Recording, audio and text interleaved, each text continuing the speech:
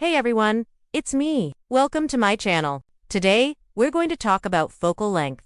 Now, when you hear the word focus, you might think of focusing a camera, which is one meaning of the word focus, but in this case, we're talking about the focal length of a lens. The focal length of a lens is the distance from the lens to the sensor or film plane when the lens is focused at infinity, and focal length is measured in millimeters. Most of the time when we take a photo, we don't really think about focal length.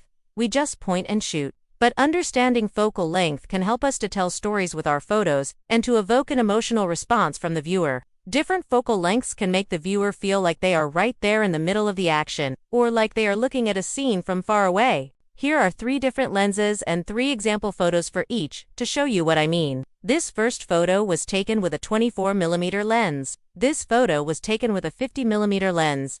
And this last photo was taken with an 85mm lens. Can you tell which is which?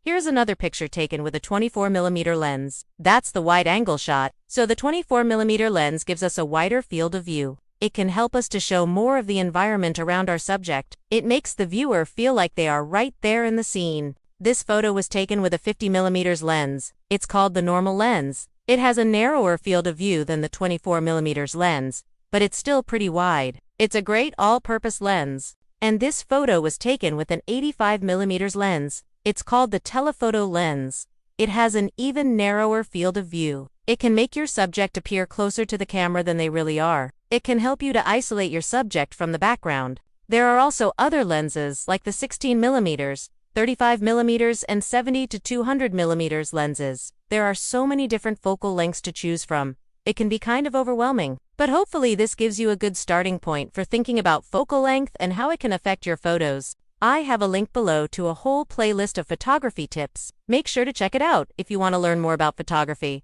Thank you so much for watching. Until next time, take lots of photos and have fun.